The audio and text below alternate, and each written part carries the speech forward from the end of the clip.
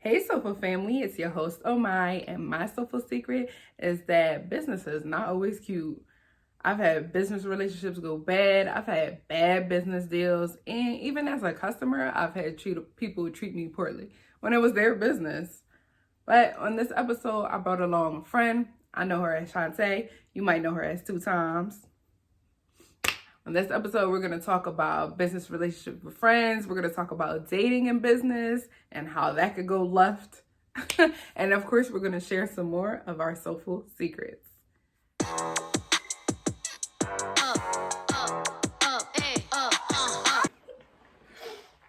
Recut. All right. Oh, what's up, Chante? I got Chante in the building. See our queen. Hello, how are you? I am well. Happy to be back outside. Happy to be moving, working, doing stuff. Yes. How are you? I'm good. I'm all over the place trying to dibble and dabble new things, new ventures out here. So That's the best. That's the best. They ain't see my face, so now I'm trying to get in my face. So y'all see it? Every week, all right? Y'all see it? You want to give a little intro to your business? Okay, everyone. I am Chante 2 Times. They call me 2 Times because I work 2 times as hard as the regular person. I'm your one-stop shop for everything better business branding. You need help with marketing, branding, creative direction, event planning, and my all-time favorite, publicist. You can contact 2 Times the Service. We now have a website that you can check out at www.2timestheservice.com to find out more if I didn't give you enough about the company as well as myself. That was a nice little intro. Thank you. Ready. I've been missing the interviews. Well, over here at Soulful Secrets, we like to get a little more personal.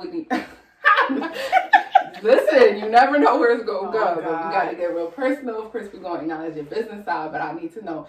We like to talk about relationships and growing and stuff like that. Okay. So, we'll start off with a little lighter stuff. Now, with business, for somebody that's been in business for a little bit, my followers might not know because this podcast stuff is new to me, but how does it work with you with, they say it's not good to do business with family and friends, but then they also say your network is your net worth. So with that, I feel like that's kind of contradiction. How do you go about knowing the right people that you can do business with and not getting too personal with the friendships and stuff like that? I actually have a hard time with doing that in general. Really? Yeah, because you see how you're comfortable with me. I always something always turns into a friendship. So yeah. I always have those problems where it's hard for me to differentiate business and friendship. And when it's time for me to lay down the law for business, all the friends and stuff are looking like, right, who you telling what to do? Right. So I just realized that with everything, the way it should go is I won't hire or have anybody help out if they're a family friend of mine or a close friend. Okay.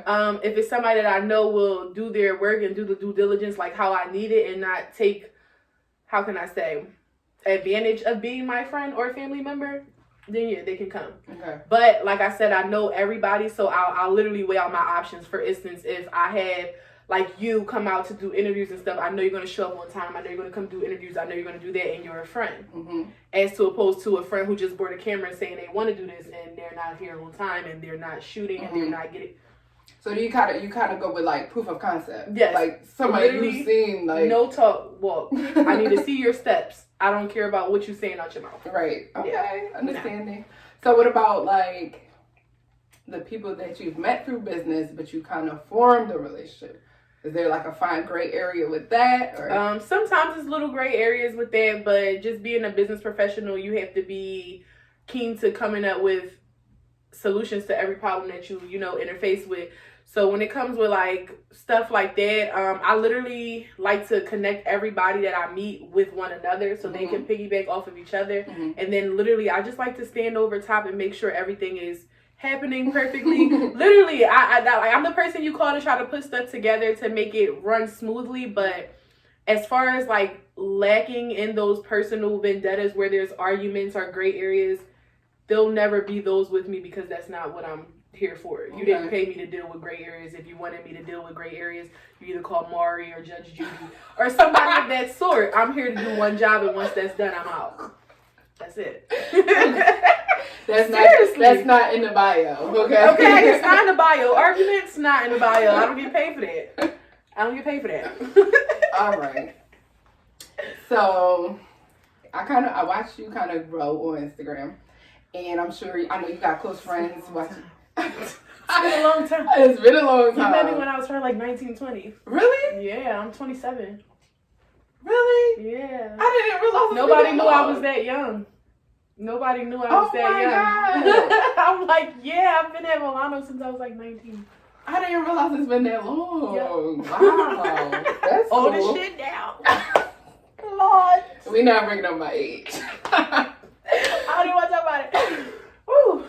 But It's been a long time. So I'm sure you've had people witness you grow, people see you flourishing. You've been dealing with small businesses, you've been dealing with really big names. How do you go about dealing with maybe friends that kind of, do you ever notice any jealousy or any shade thrown your way? Like, I had a friendship that kind of, it was definitely a personal friendship, but it had some business in there too. And I noticed a couple shady comments, but I'm like, all right, like, you know, it was just a joke, or it was just a this, or it was just a that. And after a while, I'm like, yeah, see me, I'm going to laugh at the joke the first time. Second time, it's going to be like what happened? Right. So I actually came into, you know, situations, multiple, with friends and family, and honestly, the way I like to do stuff, everybody that knows me knows I'm very upfront. Like, I'm a Sagittarius, I'm blunt, I'm straight to the point. It's never no piggybacking or beating around no bush, because it's my bush that you at. I'm going to say something. So, literally, when I ever come into problems like that with people, I literally like to ask them up front, what's the issue? Like, when you did this, I felt like this was a little shady. Not at my event, not at whatever's going on, but if I feel like they're that important for me to want to keep in my life, like, I feel like, if there's somebody I know that I value and, you know, it might have just been something that I miscommunicated, I'll have a talk with them. Other than that, I'll take it to my notepad, check it down. It happened 3 more times, check. It happens again. It's like, they hit me up. Your number is no longer, you can't even talk to me no more. It's just, yeah, bad energies we just, you know, stray away from. We don't cause no arguments, no, you know, none of that bad stuff. You just get no more longevity connection with me. That's a big loss. That's how I be feeling. That's a big loss. So you're really willing to take this out? You're really willing to be shady to chill and shade for the rest of your life. So it's like you're gonna choose this one time as to me doubling up on you. Come on, sis. Right. You got one up on me. Right. Ask them about my name. Right. Ooh. So that's how I deal with that. All right, so you want to take it to a deeper side, you want to take it to a more funner side.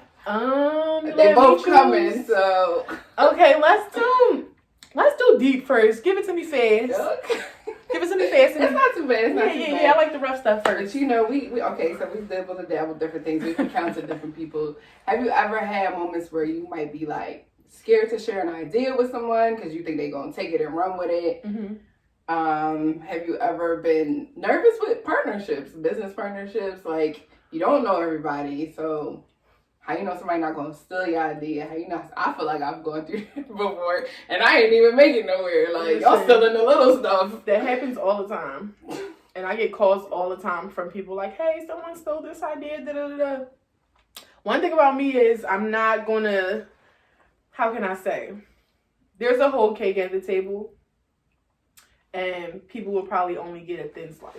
You'll never get to the multiple layers of me. And even if I do give you an idea and give you the gist of it, on God, you'll never be able to do it how I would have did it. Yeah. When you sleep, you don't see what I see. Right. And that's a good thing. I had to keep that in mind too, because it's like, it don't matter what y'all do. It don't matter if you literally try to do anything. You're not me. You don't have the ideas I had, like you said. You don't have, even with personality. Facts. You don't have the personality. You wasn't going to put that spin. Because at the end of the day, most of the stuff that we're doing, other people already did anyways. Right. We just took it and made it our own. Right. So when I come to you and I'm venting, like, yeah, this is what I'm thinking about. And you like, ooh, let me write this down. First of all, that's corny. And you're demonic. You need to go to church. Second of all, you're not going to do it because your heart not in it. Like, you entered it in a demonic state. Like, you've entered it stealing. Nothing goes wrong with a bad idea when that was your first plan. Right. Like, you get nothing goes right. Nothing goes right. Like, you're not going to get that blessing. Even if you go to this, you ain't going to go to... It's not. But I got to admit, like, I guess in the past, my emotions have been in there. So I would see stuff and be like, what? Like, why would they... And that's a big thing you want to cut out with business stuff. Because that was, like, a big thing for me. Like I said, I'm a sage. We're very blunt, but we're very emotional creatures. Mm-hmm. Like, I have a heart, like, big as hell for the world. Like, I'm the type of person that will cry if I see somebody else crying. Right. But you can't be like that because everybody not like that. Some people are out here with a poker face. Some people are out here just trying to see what soft spots they can get, you know, and get all of the stuff out of you. Mm-hmm. So when it comes to stuff like that, I never give people too much of, especially in my opinion, of what they can't take. Because some people can't even intake all this greatness and hear all the great things I'm saying. So they cut off at the idea I gave them. They didn't even hear the details of how to do the shit. Yo, and that is facts. Because they just got sparked. That is facts. So I just sparked them the whole time they put themselves out and they didn't even know. I guess that comes with, like, learning, because old me would have been but now I know, I also am just careful who I speak to about certain things. Because at the end of the day, we know who's about it and who's really not. Working. You know. Trust me, and I have people steal stuff in, like, ways you wouldn't even be able to imagine. Like, not even ideas, like, a lot of work from me comes from, like, documents and stuff like that. Like, I've watched people actually steal documents of mine, rearrange them. I'm like, hey, that's my paragraph. I said that shit. So it's like, but me, like I said, I double back on people. I will call you, hey, I think you made a mistake and you accidentally used my document, but I just sent you an invoice. I don't even get mad with people. Yeah. But I just sent you an invoice for what I charged that person since you wanted to use it. And I'm charging you that too. Ex people, I will pull up on my paper. Yo. Child, it's definitely hard. I never see myself being 27 like this. Mm-hmm. But then again, like, I never seen coronavirus coming because they messed up all my flights and all my good events and all my great things coming. Right. So hopefully soon we'll be able to pop out. That's a good topic too. How the virus been affecting the business, especially for somebody who does marketing. Like, you all about business connection, people connecting. I want to cry. I really want to cry. Most of my consultations have turned into, like, Zoom calls, video conferences. Shout out to my people out in North Carolina too. I've been getting a lot of consultations from out there, and that's dope. Wow. But yeah, it's just been videos. Concerts have been canceled. I was supposed to work Dreamville Fest last year for J. Cole. Yeah, for the second year, canceled. Even with them doing a rescheduled show, they canceled the rescheduled show. So it's like, I never know what's going to happen, what's going to go on. All of the summits, the conferences, stuff that I normally would go to is all virtual. So it's not as exciting. It's not. You know what I'm saying? Really to see Master P or, you know, James Lindsay, the owners of Rap Snacks, talk about Rap Snacks and stuff from my computer, and supposed to actually being like, hi, sir. Yeah. Nice to meet you. Talking and laughing. Yeah, I miss those vibes. So I'm ready for that to come back. But it's definitely affected a lot of publicists, a lot of marketers, a lot of people doing stuff, but it's actually pulled out a lot of our creative ways of actually getting stuff done. So now you can see who's actually really sparking those PR pitches and doing that stuff. Right. Now we're trying to figure out how to get you guys excited from in your own house. Right. So, shit's hard. Ooh. Stepping it up, though. Loving it up. Shit's hard. It's just impersonal. It's just like, it's so impersonal. Call me on the screen. Like, and I hate to be on the phone. I'm like not that person. I'm like, can you send me voice memos? Yes. Like, I'm that person. Like, I need to be out. It's not the same. I want to see you face to face. I want to see you smile. Okay, I want to see you sweat. If you sweating, I want to see everything. Yes, I don't want you to be prepped for the camera. Listen, then it's about bringing concerts back, but I think it's going to be really weird how they bring them back. Like, everything is spaced out or something. They're talking about doing like a dome type ball that not SpongeBob. Literally, that drops like sanitation drops every. No. First of all, like, it sanitizes I'm like, yeah, no. First of all, black girls are not going to be able to attend. Our weaves are going to be shitty. Oh my God! It's going to be bad. It's going to be bad. It's going to be bad. I'll be at the concert like this. We're not here to cry. We're here to have a good time. All right, crazy. Let's get to the fun stuff. Fun but annoying, because we gotta keep it a bean on me. I gotta get cheers to keeping it a bean. Keeping it a bean. So, You're a businesswoman. Mm-hmm. You're a nice looking lady. Oh, thank you. What happens when you have a male counterpart that, supposed to be some business stuff, or maybe you don't even know, maybe you might have met a networking event, Mm-hmm. and he's like, let's network. But then the networking conversation don't really go business like. It's kind of a little flirtatious like. Okay. Where do we hit the pause button? Do we hit the pause button? Do we go along with it? So, I've been in instances like that multiple times. I'm sure. And I can honestly say, I know guys probably hate me. Because I'm like one of those people, like, if you DM me, it's like, damn, I've been looking for you, da-da-da-da, or something like that. And I'm like, is that so? Question mark. Like, that's my response. Like, stuff that sad stuff. Yeah, it don't really excite me because it's like, okay, if you wanted to do it, why didn't you do it? Why wasn't it done? You just want to take me out to dinner. Well, nigga, I'm here. I just feel like, be honest. Yeah. When it comes down to stuff like that, it depends on who the individual is to me. For half of the people that were in my DMs, they were individuals that I would, partake in or take seriously. Only because I know they wouldn't be able to handle me. Ooh. Yeah. Soulful exclusive. Yeah, no, for real. It's really hard to handle me, and I'm so sorry, guys. They call me 2 times, but you get 2 hands for a reason. So, balance it out. But when it comes to stuff like that, I just need guys that's going to be able to handle me. So, if you're coming through my DM and stuff like that, I can already tell you can't handle me. I get 100-something DMs a day, 100-something emails, this, that. You're not trying too hard to get me if you're going to just DM me. You know what I'm saying? Like, a lot of guys that do actually, like, fit my level of coming to or letting speak to, I would never cross that barrier because for me, business is always better. Yeah, yes. Business is always better. So it's like, say you get in a network with somebody and they like give you like the best sexual arrangement you ever had in your life. Now you can't even concentrate on getting to work and stuff that you need done. Like, I'd rather have money and then we can do dates and stuff, but I would never cross interject those lines from personal and business. Are you seeing when B. Simone was like, she's an entrepreneur, she don't want to date somebody that's a 9-to-5er? How do you feel about dating a 9-to-5er? I feel like that's BS. Because when you first start, everybody's a 9-to-5. Yeah, exactly. So it's like, you don't just come out the Gucci being famous unless you're like Michael Jackson or Beyonce or somebody. That's just not, it just wasn't supernatural for you that way. For me, I can only speak for me personally, but how I think that other females should move is, if a nigga is not standing on getting stuff done for you and doing stuff like how he's supposed to, then he gotta go. Because a guy could not have a 9-to-5, but still treat you like how you're supposed to be treated, do everything that they're supposed to be doing, and grow to get that 9-to-5 or grow to get something bigger than that. Right. You never know what somebody's going to be. Like, that's why it's always that I treat the CEO with the same love that I would treat the janitor with. Right. Vice versa. You never treat anybody, 9-to-5 or corporate, whatever it is. I feel like I would fuck with a nigga if he worked at Save-A-Lot. Right. And I would fuck with a nigga if he worked with Diddy. Right. As long as the nigga got respect for me and excites me, and whenever I'm with him, I'm happy. I feel like, I agree with what you said. And I got my own money. Who gives a fuck about his 9-to-5? Right.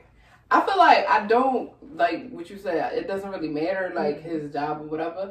But I kind of understand the side of wanting somebody that understands that I might wake up at 3 a.m. and have a different idea. And I might want to talk to you about this idea. Right. Or I might have some creative stuff going on. And I always wonder, how does it work? Like, if you're a creative and the other person, it's kind of more like straightforward. What's a non-creative? What are they called? I don't even know. A human. Human. Because I'm an earth angel. So anybody that's a creative is an earth angel. We're here to put out obstacles and tactics and visuals and shit like that God is not able to show you guys because visually we can't see it. I really feel like everybody has a creative side. Yeah, they do. I feel like it's just in different variations. Kids. Yeah, it's special children. Anybody that I've ever talked to before, I had like one-on-one talks about, like, I'm very spiritual. I'm with the 11-11 whole thing. I feel like when you're like as creative as I am, or certain people that I'm with or interject my lines with, you're a fucking earth angel. Like, you're amazing because you're here to do more than what you thought you were here to do. Because honestly, I thought like I was just supposed to put events together and do this and do the third, and then I realized I'm like 19 years old helping people 30, 40, 50 spit out events that they wanted to do when they was my age. I said, damn, that's some angel shit. Because now I'm helping people relive their midlife crisis. Right. And it's like, damn, while I'm helping them, I'm getting rid of all the shit that I could have. Like, all the midlife crisis that I could probably have, I'm living through their experiences and I'm learning through their lessons to not make my own mistakes. And everybody thinks that it's supposed to come from your family or your friends. And it's like, I learned so much from random people I don't even know, just having a consultation. It's like, wait, what? And I'm able to connect so many people. Just from like my Chat and Chew events, I was able to put so many people together. I like go down my Instagram timeline and be like, oh shit, they work together now? Right. Oh damn, that's so dope. Right. And it's like, to me, that's more than being a creative. That's being an earth angel. I'm here doing what God want me to do because this is what he want them to get done. So I think you just spit a bar for me. Man. You just spit a bar for me. I'm gonna let that sink in. Okay. No, for real. That's really how I feel. That's why I go so hard with it. That's why when it ties in with like the relationships or people acting shady or whatever the case may be, I always be like, damn, but look how far I made it. Because I went to Penwood. A lot of people know me. Your sister knows me. Like, a lot of people know me, and I like literally shouldn't be where I am now. Shouldn't be who I was supposed to be. Like, I was bad as shit in high school, child. I was always in school, but I did a whole 360. I started being like the yearbook editor, doing the morning announcements at Penwood. Like, I was still my badass self. I was still getting my bag, but I realized that it's like, girl, you're supposed to be doing other shit. You're supposed to be doing other stuff. So when I started that, that's just when it sparked. And then from there, I just kept my creativity going, and people was noticing me, hiring me for jobs. Because I honestly didn't think I was going to be shit. For real. That's seriously. Wild to hear, though. Seriously, a lot of people don't think that. Like, That's I wild. have a real, like, hardcore life story that people don't know anything Well, this about. is Soulful Secrets, mama. Like, what's up? This is Soulful Secrets. I worked myself up from the bottom. Let's just say that everybody has excuses as to why they can't get things done. And I feel like all those excuses are just literal bullshit. And what you do with bullshit is you take it and you plant flowers from it. So that's what I did with my bullshit. I literally came up by myself. Everything I've done, I've grinded out the muscle by myself. Put myself through school. I was taking like 8-9 classes at a time. I was working 4 jobs. I worked at Toys R Us, Five Skies, Acme. What? And Chuck E. Cheese. Ask school? everybody that know me, and I was a full-time student. Seriously. You can even ask my manager at Chuck E. Cheese. One day I came in, I put the wrong outfit on. I had 2 different shoes on for Chucky. But I'm still doing a Cupid shuffle because I don't give a fuck. Like, pay me. Like, I was getting out of school early to go work at Chuck E. Cheese. Like, so when people give me excuses about stuff they don't want to get done or they feel like they can't get done, I feel like it's bullshit because, like I tell people, I was in college working 4 to 5 jobs, full-time student, taking 9 classes just to get out on time because I got sick with a tumor. Okay. And I had to leave school for a whole year. So in order to graduate with people on time, I had to come back in and really fuck it up. Okay. And a lot of people don't know much about me. They just think, you know, this girl always gets stuff done. But I got a lot of personal stuff that I deal with, like, that people don't know about. Like, right now I'm sitting here having an interview with you, and my dad just had open heart surgery. And a lot of people don't know that because I'm still running my business. Yeah, I'm okay. He's okay. Everything's going to get, you know, where it needs to be. God got us. He's a stallion. Always. But it's just like, that's what I feel like deteriorates people from reaching their greatness because as soon as the devil comes through and puts something in your ear, you're like, I'm like, bitch, I still got shit to do. Get the fuck, and I'm still fleeing them. Right. Everybody else take that, listen, and you sit, and then you be in misery, and then you need company for that bitch. I don't need that. I can be by myself and be okay. Hey, it gets hard to shake it off, y'all. It do. That's why you never get in it. Yep. That's why you never get in it. That's exactly why you never get in it. Okay, No, for real. Because I could be sitting in my house right now crying over that. Right. But I put an interview into place to that. Right. Because now I'm doing business, and what makes me happy is my business. So I can't say I love something or I'm going hard for something and I don't. Because if my dad get up and he be good, which he will, when he get up and he be good, this still gotta run. This still gotta fund. Right. You get what I'm saying? So it's like, if I don't believe he was going to be okay, I will stop everything. That means I don't believe in nothing. So I'm keeping this running because I know God going to keep him running. Because you know he's going to be good. Everything going to be okay. Absolutely. Red cup talk.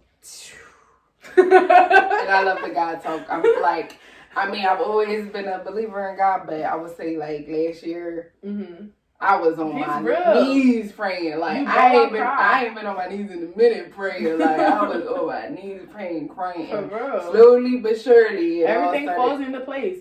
Nobody really notices it, and I feel like when it comes with like our generation and stuff like that, some of us feel like praising God or doing all of this is just whack, or some people don't really talk about it as much. Like in our circles, you don't really hear about that. Yeah. My family grew up Muslim, so I learned that religion. My mom is Christian, so I learned that religion. So I had the opportunity to learn both. Yeah, that's really cool. Yeah, it was definitely dope, but it actually had me on some shit. Because when I was younger, I was Muslim. I was garbed up. Assalamu alaikum, the whole thing. And now I'm just like, okay, so God is the son of Jesus, and like the books are different. Yeah. So it's like when it comes to religious and stuff, like you just have to pick where you want to be. But I feel like for me, I don't have like I want to say a set religion. Yeah. But I know there's a higher power because none of this would be. Absolutely. None of this would. That's why I try not to get too much into it, but I definitely there's definitely a higher power. That's not a question. That's not a question. I'm definitely like spiritual. Believe everything happens for a reason. Everything leads you in the right direction. Seriously. All of that. You got to keep faith in order to keep going. All of that. Seriously, and honestly, if I didn't have faith, I probably would have been gave up because I literally, like, honestly, she said it's a secret session, so I'm gonna let it all out. I just literally nobody will ever know. Lost my job. I worked full time with like kids with autism. Literally my favorite job in the world. Like I could cry talking about it right now. And that was the devil that came through and just did that whole thing, and that kind of like broke me a little bit. But I had an interview the other day and I already got the job, so it was just like, okay, now I have a full position. Instead of me being an employee of someone, I am now like a coordinator. Really? Of a whole organization. You see how that works? That's why I said, you never trip. Yo. You never trip. Because even when you fall, you still stand back up. As long as they ain't chop your shit all the way off, you still got toes to stand on, you good. So, God, you that boy, I tell you all the time. So, on the dating thing, I remember one time I was at a networking event. I was there to work. And one of the lady that worked there, I kind of knew, I ran into her before. She's like, she worked at the event space itself. And she's like, hey, like, would you talk to somebody that, I think he had like 5 kids or something. I don't know, something crazy. And I was like, no, why? And she told me, like, the dude was like asking about me and wanted to talk to me. So I was like, but I never said nothing. So he finally comes over to me. I already know what it's for. But he doesn't say that. He says something about like some business connection. Like, do you want to do let's exchange numbers. Okay, fine. Same night. It's like giving a kid a cookie. Just to get him in the room.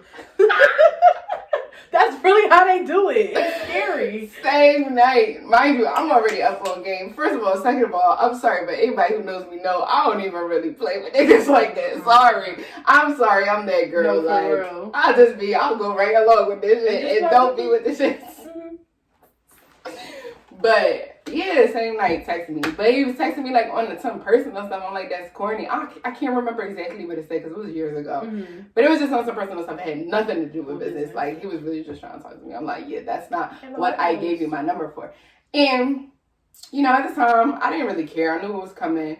But I just feel like as a woman, it's so annoying because, like, that's not what... First of all, it's not what I came here for because I was there working. And then on some stuff like, okay, like, that's how... You can't help how you meet somebody. But that's not the idea that you presented to me. Right. You came at me on some other stuff. Right. So I'm thinking, I'm about to get my money up. Right. We about to put in work. Because he didn't know that someone had already previously put a bug in your ear. Bro. So that's what fucked up his game. Bro, his game would have been fucked up anyways because when he texted me that night, it had nothing to do with business. Like, I'm not no dummy. You gotta do it better. You gotta do it better once you put a money transaction in. Then you can go in and do whatever you want and say whatever you want. Like, go. That happens all the time. No, for real. Literally, I have so many. Oh my God. I'm sorry when you guys see this.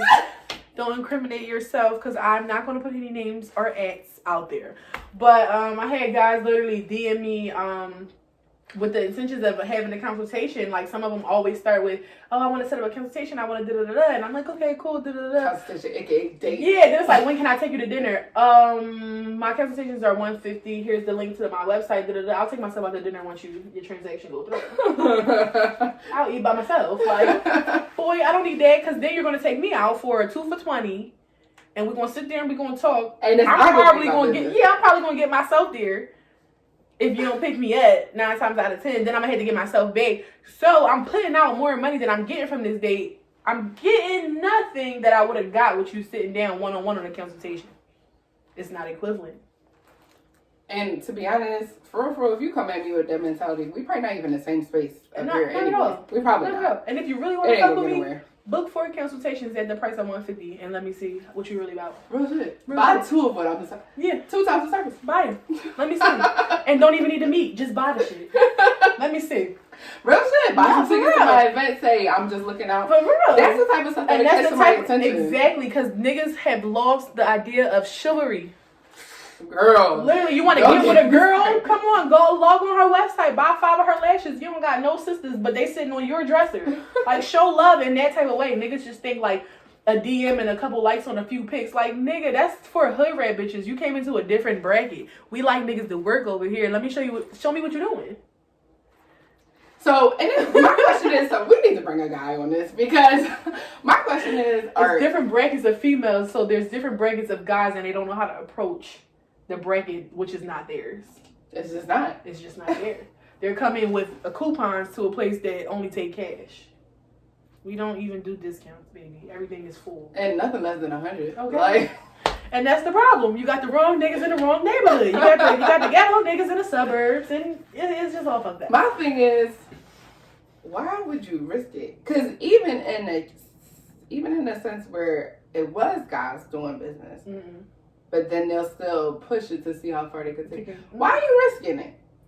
I feel like you can tell if somebody's vibing with you. Some guys can risk it though, and that's the reason why. Like, I feel like some people only try shit because it was successful before. You know what I'm saying? Okay. So I feel like when it comes with niggas coming into your business like that, I play them just like they think they're about to play me, and it's even game.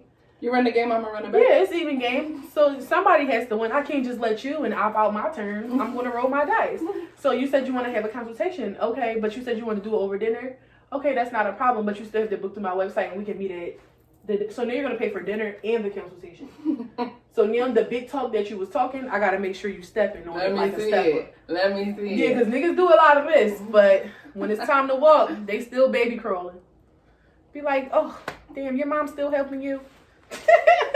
So something that's really common that I see with women that are about their business, not even just business, but women that go-getters, independent, forceful, like you said. Or what their favorite word, bitches. I mean, I wasn't even going to say that's what they like to call us. But you're right. That's what they like to call us. But see, I'll be a bitch if it's about my business. And I learned, like, it is what it is. It is what it gotta stuff be. like that used to be like, oh, you demanding, or you like. Girl, my worst comment that I always hate that I get from a lot of freaking guys is that I act like a guy. Oh. I hate it. It's like, wait, so handling my business, making sure I'm straight, making sure I ate, washed my ass, got cash, that's being a nigga? I thought that was being a human being. Like, because honestly, if that's being a nigga, we must have our roles reversed, because the nigga never showed me what being a nigga is about. Because how am I working more than you? Hello. And how are you telling me that I'm acting like a nigga, but you're not acting how I'm acting? So what you doing? You acting like a bitch? What you? Yes. What's your character? Yes. I think we got our scripts fucked up, Denzel. Let's switch. Like, that's how I be feeling. Like, yes, like. Because niggas, like, that's their favorite thing to say, especially in male-dominant career forces. Like, it's been, like, honestly, when I first started, a lot of guys was trying to sleep with me, and it was like, that's not what I'm here for. Right. And it's like, oh, I got a backstage pass, you want to come? And I'm like, I got one too. Ooh. Like, meet me back here. Meet me back. Like, I just got a slick ass mouth, so I feel like that's another thing that wins niggas over in the industry, having a nice, slick, smooth mouth that they can't overrun. Yeah, they not used to that. They used to them ditty bitches. It's like, okay, and I'm like, oh, is that so? So what you gonna do to make that happen? And they're like, oh, okay, this bitch different. No, nigga, I'm different. They call me 2 times. Like, you gotta really spit the game that the niggas be spitting to you. They gonna be like, oh, this bitch, okay. It's all about vibes. Oh, man. I just feel like you really be trying it. Because, like, even in situations where I was the customer and the guy was the business guy, like, you're risking losing my money. For you to be flirting with me, doing too much and all that, making me uncomfortable. Not like a little, like, let me see where you at, but, like, too much, like, uncomfortable. Why would you do that? He probably like, I need the money from How do you feel with, like, the stigmatism of, like, the stronger woman tends to, it's harder for her to date and find somebody. And sometimes I feel like, damn, like, I don't even feel like I'm that strong. I feel like, I mean, I am, but I feel like I can know when to tune it down. Like, I feel like I'm just handling basic business right now. And that scares people off the minor level. Like, what happens when I take it up a notch? But you see it a lot in, like, movies and it's real. What was Think Like a Man? Remember, I think it was Taraji. She was like a successful woman, and she could not figure it out. And you see that a lot, movies, books, in real life. It's like, real. It sucks. And I feel like it's fucked up because, again, they add more work for the woman to do, and it's like, why the fuck am I trying to make him feel good about who the fuck I am? Mm-hmm. That's the reason why he came the fuck here. He knew who I was. He knew what he wanted. Oh, that's a boss bitch. When you looked at me, that's what you saw. So you knew what you was getting yourself into. That's like signing an agreement for him. You see all of the shit, you sign off, nigga, we here. You ain't read the fine print, though. Like, you ain't read the fine print, nigga, then you shouldn't be with a fine bitch. You need to go somewhere else. So, it's like... It's a catching. No, real shit. Real shit. You need, and that's where it goes back to niggas staying within their lanes, within their means, within their bracket. Because it's been multiple times that I've been in relationships and are actually trying to talk to guys, and guys had attitudes with me. Like, it was a time I met Little Dicky, and the guy got upset because I hung up the phone to talk to Little Dicky. Like, nigga, this is my job. Oh, no. Sorry. Literally stopped talking to me over that. And I'm like, that's perfectly fine. But, you know, I was able to grow a connection and still build my business even more just by being connected with Little Dicky. Mm-hmm. Like, nigga, Little Dicky and you're Little Dicky. 2 different things. Versus... My business come first, and you met me. That's why you fucked with me, because I put my business first. Right. So don't get here trying to change that. Mm-hmm. Just like I accepted you for how you is, I'm not going to change how you are. You can just make little adjustments around shit, and I'll make little adjustments. But come on, niggas be wanting too much, and they don't even be willing to change their internal insides, but want you to change outside. So you think I'm going to take pay cuts and contracts and money and stuff like that just so you can be here? No. I had niggas stop talking to me when I literally one time. We went bowling with Dream Chasers, and I was in a relationship at the time. The boy broke up with me that night and everything, like, because I'm bowling with Meek Mills. What? And I'm like, bro, this is my job. Like, come on. So he said, where you at? You said, I'm bowling with Dream Chasers, and he said, I can't deal with this shit. You always da-da-da-da. You in the mix too much. You always in the... But this is my job. And honestly, bro, Meek is not fucking me. It's not that deep. Like, that's not what we here for. We here for work. This is a network.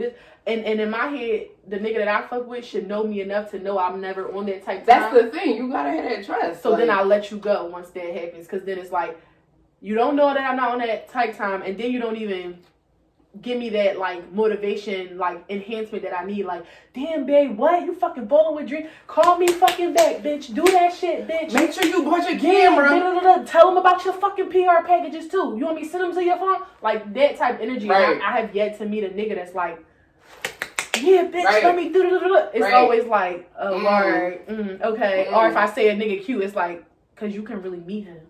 It's like, okay, but you think I'm really going to fuck him? I feel like, yes. I feel like you should. If my energy's up here, you should be up here, and then I'm gonna be up there, and then you gonna be like, we should be bouncing off that's each what other. Type of time I'm trying to like get everything to be. But as a boss female, it's like it's really hard because they don't tell you the truth. They don't tell you the truth. Society don't tell you the truth. We the real niggas. They didn't tell y'all that. They lied to y'all. And they... No, that's real shit. They let guys come out here and think, crying is wrong. This is not this. This is not... And niggas actually don't cry on the outside, but I tell you this, they fucking cried in the inside. They are broken. Absolutely. Every time a bitch get a nigga, he is broken. He is broken from something. But every time a nigga get a bitch, she might be broken. But you see how many times she put that Band-Aid over it. Bro. How many times she healed that shit. Or how many niggas just have gash after gash after gash. They never learn how to heal. So, when you get a boss bitch, as opposed to the regular girls you used to getting, when it takes nothing but a drink or a bottle or a 2 for 2 to turn them up. Now it's like, damn, this bitch wants shit. She want me to put scavenger hunts together, date nights. No, nigga, work. Cause this ain't no childhood shit no more. 2 times the work. 2 times the work. Them bitches you was giving coloring books to, that was cute. But we over here developing coloring books to sell to them bitches. Right. What's next? What's up? What's up? Up and it's stuck. I remember back when I was in the baking business or whatever. I was baking. I was dating a little shorty, whatever. I'm crying. A little shorty. For them little cupcakes. He was not there at all. Like, as far as interest, as far as, like, even me personally, like, he was just not, like, hello. So, okay, cool. I remember one time I woke up and I got a text message from him. And it was a menu, like somebody else was selling platters. I was like, okay, nigga, I'm over here. What did Drake say? Remember in How About Now and Drake said he played Ludacris song? Oh, yeah. He played this song and she was like, who this? And she was like, can we listen? True, yeah. How did he go bring this song? You be like, who's this? I be like, me, girl. You be like, oh, word, true shit. Then ask if we could listen to Ludacris. Them car rides made me feel like I was losing it. Yeah, made me feel like I ain't have it like that. I was average like that. Started drinking. Yo. People don't believe in you. It's I not woke there. up and seen my phone with a menu from another chick. I don't even know how he knew the chick. I didn't even bother to ask because I was just mad off the menu. That's how it be. Did you ever forward my menu? That's how it be. And then that's how you know somebody is not for you, because you'll feel that shit in your heart. Because it's like, I would literally watch, like, I was in relationships where I watched niggas be like, running around for their niggas, like catering to their niggas, and it's like, but when everything hits the fan, I'm the only nigga here. So what the fuck? When I need help with these ideas or help carrying this or transporting that or doing this, you can never, be there or help how I need you to help. So it's like, any nigga that ever think he can fuck with me or be in a situation with me, they need to have enough pride and enough 10-toe sturdiness to know that I'm a boss. Like, I like to do my own shit. Like, and whether you stay or you go, I'm going to be me. Exactly. Nothing changes. I'll still go out to eat with dinner by myself. I still like to be bougie whether you here or not. And at this point, I don't even get into my Drake feelings anymore. Because, like, regardless if we talking friendships, dating, whatever, like, when people let me down in that matter, I'll be happy. I'll be like, thank you. Because I know something is coming. I feel it. I know it's coming. In the palm of your hand. And me, because I'm a giver, I want the team to come along. I would have had some good shit, and I would have gave you parts. Right. But that was because you wasn't supposed to get them parts. Exactly. So God was like, let me get this bitch out here real quick. Real rap. And it'd be like, sometimes it'd be so gun-ho hurt, not even noticing, like, oh, damn, you did me a favor. Thank you. Right. Like, damn, they was going to eat all my chicken if you ain't get them out. Or they was absolutely. Like, so you got to be on point with stuff like that. Just knowing. I think that's another thing that we fuck up with is knowing God's signs when he send them. Because we just be so gung-ho on doing our own thing and trying to make plans. But what's the saying? When you make plans, God always lasts or something like that. Yep. Yeah, so I just stopped planning shit. And then when I realized that and I just started doing stuff, that shit just, everything just started falling in line. Like, because like I said before, I wouldn't be here if I didn't structure myself and get my shit together, and I wouldn't let nothing be deteriorated by no like weak ass nigga because he can't generate why I'm so bossy and why he couldn't be a man. I just be trying to think like, damn, whatever people feel when it comes to you being a boss and the things that you're doing, it's not you, it's what they feel inside. And I noticed that, like, I had a lot of people hate me and beef with me over shit, and I'm just like, well, what happened? Like, I had girls not like me because I went away to college. Like, I can't hang out with y'all every day. Like, I got schoolwork to do. Right. It's shit to do.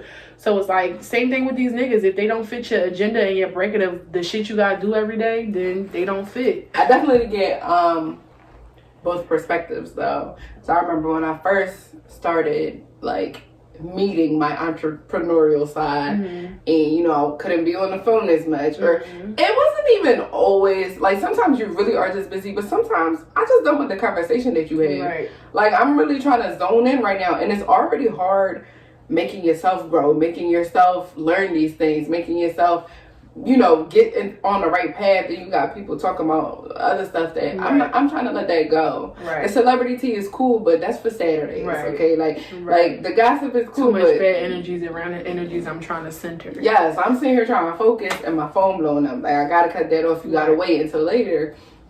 But you know, that made me, I had to drift away from a couple relationships because of that. But at the same time, I can say, like, when I had a business fall apart, I kind of was looking like, dang, like, I was mad because, like, all my peers were still going along, and I'm like, now what do I do with myself? Right. Like, that was my centerfold right there, and it's not in my hands anymore. So now what? So it was just kind of like, dang, you see your peers moving along, and you like, I want to move along too. Like, we was all together, and now I'm not. Like, and that's the fucked up part. You can't watch everybody. Yeah, everybody moves at their own pace. Like, absolutely. You might fucking become a millionaire when you're 60. Right. And your friend probably did it when he was 21. Right. Now he broke. And you up. Like, it's everybody's story different. Everybody tells it's different. And I just feel like, even if you didn't make it with people, there's other people you're supposed to make it with. You never know. Like, this could be building a connection. People that tagged you in the post could be building a connection. Anything like that can help build connection with new people, because sometimes they filter out. It's like dirty dishwater. You gotta, like, drain it and rerun some new water to clean the rest of the dishes. You can't keep cleaning that shit in the same water. Like, you're going to have to swap it out in due time. But I feel like if you pay attention to everybody else, you're never going to get to where you want to be. Make your own timeline. Absolutely. Make your own timeline, and then stop expecting people to, like, help and be there, because they not. Honestly, what I realized in life is that people can opt out your life, your opportunities, your program, whatever it is that you're offering people whenever the fuck they want. Yep. No matter how good you was to them. Yeah, no matter how good you was to them, no matter how much heart you put into them, no matter what. Like, you can be a good ass person, but that still don't matter. You supposed to make your own way and do your own thing, and then you can't filtrate other people in it. Like, it's no pointing no fingers in this shit, because it's literally like, if somebody held you hostage and they was ready to shoot you, they're not gonna ask you, are you a good person? Are you a great person? Do you take care of your kids? They just gonna shoot you because they came there with one thing to do. You're right. So it's like, when they came there and they did their one thing, they ran their course. Let them go. It's a new person supposed to come fill that space.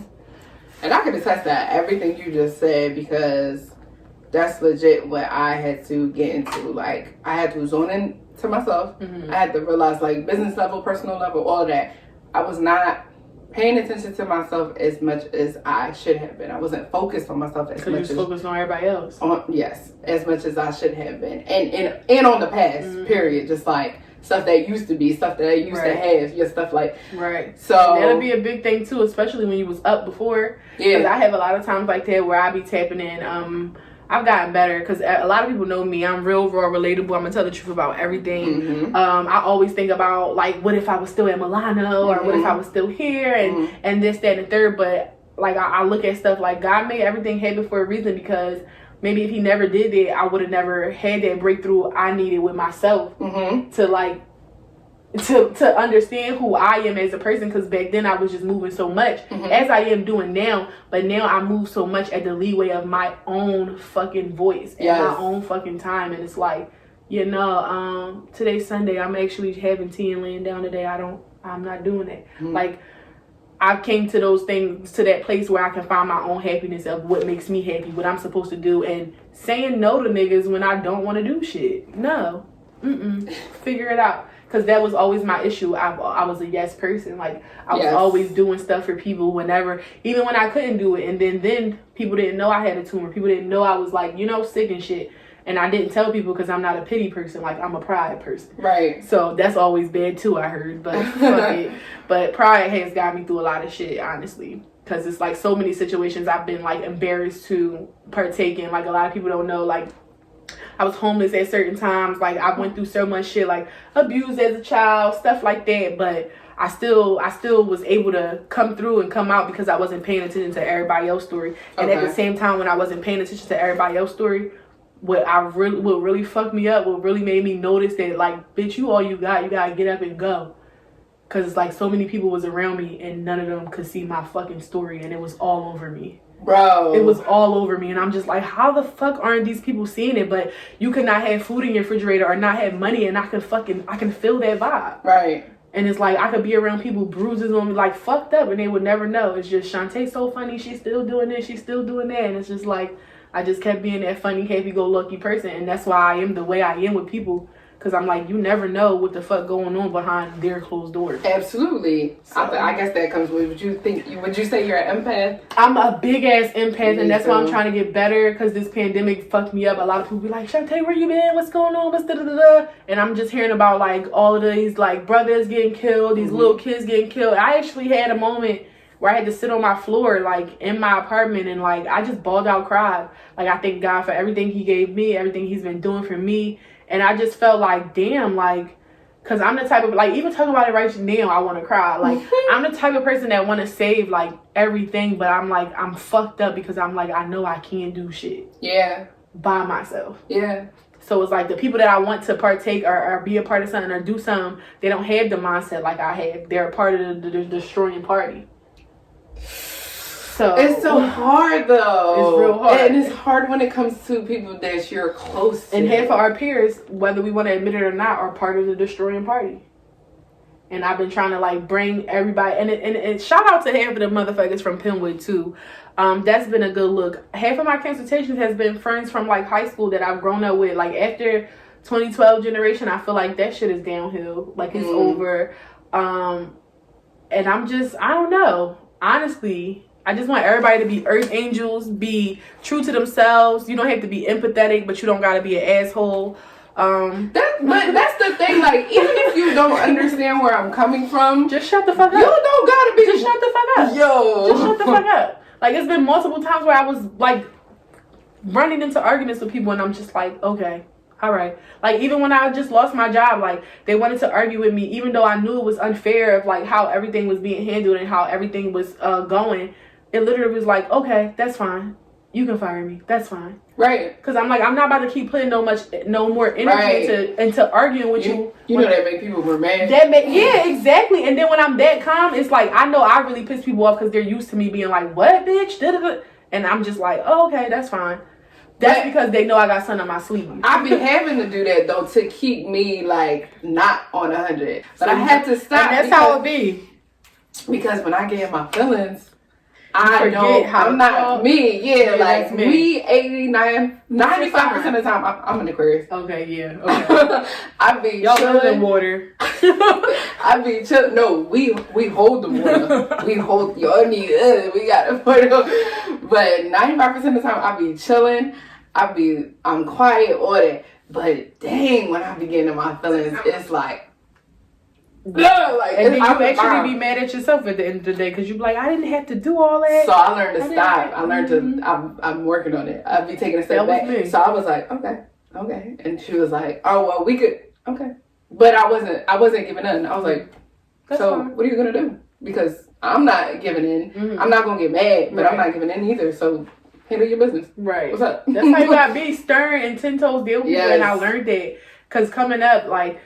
I just was like I said, abused this shit as a child. I just wanted, everybody to love me because I felt like I wasn't loved. Right. So at that point, I was just doing anything to please everybody. And then I'm like, I ain't even this bull. I really smack bitches. Like, this is really, like I really fight. Why do you want to bring out that other side? Like, it's just like, what is going on? Because then it started getting to a point where people just started doing too much with the kindness. And I'm like, damn. Taking my weakness. Like, people don't even know. What did you post the other day? You posted something the other day, and I seen somebody comment, and I was like, ain't this the truth? I just went through the same thing. It was something about, like, I guess people willing to step on the toes of a good person or something like that. I forgot what the hell I said. Oh I be posting a lot of stuff. But you be posting stuff and I be like, dang, I would do the same thing. Dang, I would do the same thing. I be posting a lot of stuff. Because people, I'm not going to lie, I definitely get the short end of sticks with a lot of situations because I am very nice.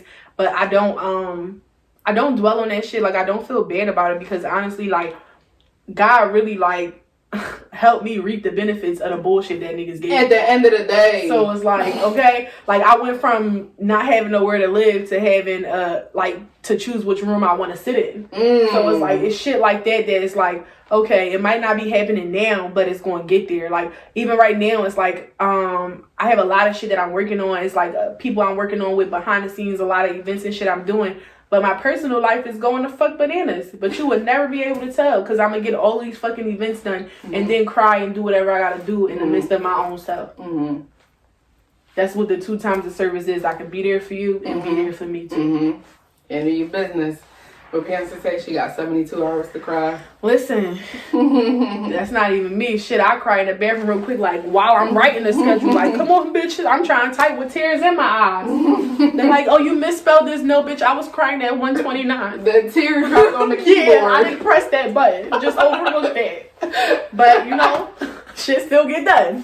But I gotta speak for my Soulful side. I'll be wrong if I say you gotta sit in your feelings. If I don't say gotta sit in your feelings, you gotta let it out. Cause I find myself doing that too, like trying to keep going, and eventually my body crashes. My body just be like, yo, I tried to warn you, I couldn't take it no more. I feel like I have monthly moments like that though. Like it depends. Like honestly, it be times where shit could be going so perfect for me, but I just need to cry. Like I just need to let shit out. I just need. I don't know what will be wrong with me sometimes, and I'm pretty sure that's like a lot of people in the world, but I feel like if motherfuckers all came together and we all talked about like our feelings and shit, we would notice how much we have in common that we think we don't. That's the purpose of this podcast. That we think we don't. Like we can sit in our like I just came here like, oh, it's just you in here. You like, yeah, I'm the same way. But then there'll be moments where I'm like, I'm having fucking FOMO, and I'm just like, yeah, why am I not here?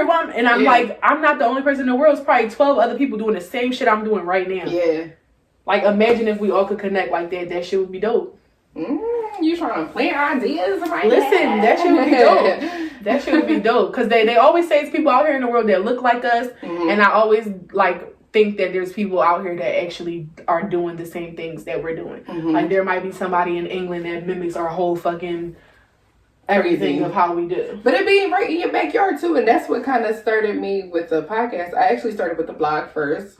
My followers probably hear me say this a million times, but I started with the blog first, and I did that because I was going through something, and I didn't want to talk about it. Like I couldn't bring it out, maybe because I didn't want to get my feelings on, like feelings without on crying, right? So I was like, all right, I'm gonna write it down. But, you know, I had the idea. I BS'd it. I be BSing ideas. But I actually spoke with T from Banana Crumble. And she was saying something she was going through. And I was like, I just went through the same thing. She was like, I feel like I'm crazy. I said, no, I've been through the Everybody same goes thing. through so much shit. And that was my cue. Like, okay, just do it. Because we all deal with the same, similar situations, but have different faces in our story. And that's what makes me mad about it. Because, like, one of my big models that I move off, because a lot of people don't know, I actually went to school for psychology because I wanted to be a therapist. Oh, wow. Yeah, so I actually do communications to...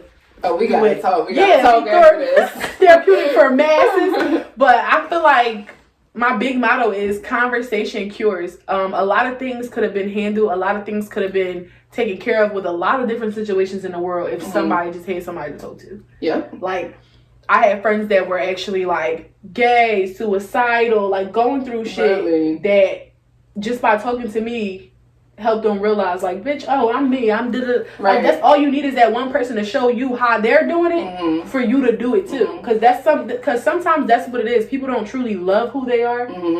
They force themselves to love who they are. Absolutely. They try to get everybody to love who they are, and it's like, whole time you don't even like you, so when are you ever really going to be happy? Right. Like, and people don't haul in and think about that shit. Like Robin Williams, a fucking comedian, funniest person ever, mentally broken, committed suicide. You would never think. I still don't get it. That I promise you, like, I'm about to cry talking to you. But I promise you, that's one of the people that I look at and pillar all my conversations off, because it's like, this is somebody that y'all reached out to and pulled so much from to make everybody laugh and be happy whole time. He wasn't happy. And Crazy. nobody did it for him. Crazy. And nobody did it but for him. I feel like you an empath, so you could probably relate. Like, I feel like I'm always ear to somebody. And I don't mind. I'm not, that's just but you me. can never be a shit. You can never lead. Bro, and I'm talking about when shit get real. I'm not talking about a niggas little argument at work. I'm talking about when shit is real. They can't carry you. That's why I said when it comes to choosing niggas to be in your circle, this comes with friends too. You got to find people that's built and moving just like you. Because they'll never be able to tell you. Because now you got all of these problems that you dealing with. Though you just helped them get through them, you telling them these issues is fucking their head up. They didn't even know how to deal with their own shit. How the hell you going to ask them to help you? I seen a post that was like, you gotta stop expecting you out of everybody else. You want love from this person. That person don't even love themselves. Yes, and you want love from people that don't even know what the fuck love is. Ooh. You want loyalty from people that don't even know what loyalty is. Everybody but got it tatted. Yeah, got it tatted, or it's on their fucking Instagram post. Like, nigga, you can't even say that word without stuttering. Like, people don't know the true meaning of stuff. And for me, honestly, in order to know love and loyalty, the one thing that I never hear niggas talk about that they need to know about before moving on to these two pillars is like kindergarten, high school, college, is fucking principles. If you don't know any principles of this shit, how the fuck are you going to break down anything with love and loyalty? That's where people fuck up, and they don't have the principles of these subjects. That's like me saying I'm a PR, but I don't have the details or the guidelines to show that that's what I do. How are you loyalty? What is your principles of loyalty? How are you? How can you love? What is your fucking pillars of love? Niggas can't tell you. Sometimes niggas is just saying I love you because it's been 6-7 months down the line. They don't know what the fuck love is. They just been fucking you for 6 months. Threw the comment out there. Yeah, oh bitch, this must be love. We've been fucking this long. Like, they don't know. What's your principles of love? Do I make your toes curl when you see me? Do you smile when we sleep? Do you just stare? Like, what's your principles? Niggas don't have principles. They just got the main topic. Real shit, they just got the main topic. Niggas is just showing up.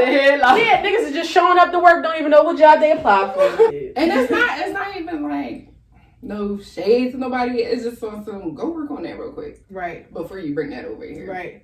And that's a lot of stuff too, because people got shit they gotta work on. But another thing is people aren't held accountable. Nobody acknowledges it. Yes. So when you meet somebody like me and I'm like, bitch, did you just do that? You didn't take your shoes off when you came in here? It's like, oh, you must have been to 7 people different house and they don't expect you to do that. But right. My carpets is clean in here. Right. You saw how I walked in. Oh, you want my shit? Like, I know thorough law because I pay attention to principles of how you're titled to keep your shit. And not for nothing, if you walk in here, this is just the hypothetical we give. You see all the fucking shoes. You walk in here, you got your shoes on, and I'll be like, yo, can you take your shoes off? If you go turn around and tell me, no, I usually keep my shoes on. But in my place, we take our shoes off. But I don't take my shoes off. Come on now. Like, that's the line that we. So either your feet stink or your feet stink. Are you willing to make these adjustments? And that's the problem. People aren't willing to make these adjustments. Because sometimes, like I said, like the feet stink, niggas might have closed-in demons that they don't want to let out. They don't want you to see them demons till they get you trapped where you need to be at. And then it's like, all right, bitch, I take my shoes off. You can smell all that. And then you trapped. Now the demons is out. You in a gas chamber with the nigga now. It's over. You, not me. I'm bringing a knife. I'm getting out of this shit. Bro, shit. Walking Dead style. Just around here, I get the crawling under. But anything. It's crazy, man. Shout out to all the boss ladies out here trying to maintain relationships. I'm praying for you all, as well as myself. I hope we get it popping, we get it cracking, and hopefully none of our niggas is lacking. Because if they are, we sending them packing. I'm about to drop a mixtape. Yo, let me do the ad-lib. Right up. Quavo. Bow. Any last soulful secrets for the gang? The only soulful secret I want to give to you guys is a secret for your actual soul. Stay humble, stay sweet, stay nice, and never change your price. I thought we was going somewhere else, but that's good. That's a cute little tip. And thank you to Soulful Secrets for having me. Make sure you guys follow me at Chante this many times right now. Don't forget, and check us out on 2timestheservice.com. Hey. It's up. Hey.